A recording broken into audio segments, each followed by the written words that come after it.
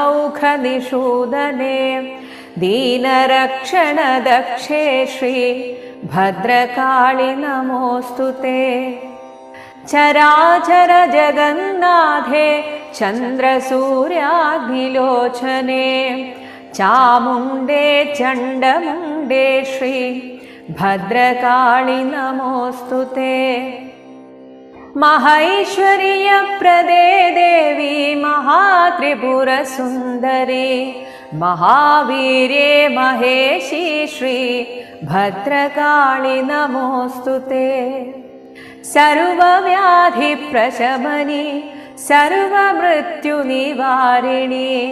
सर्वमन्त्रस्वरूपे श्री भद्रकाळि नमोऽस्तु ते। पुरुषार्थप्रदे देवी पुण्यफलप्रदे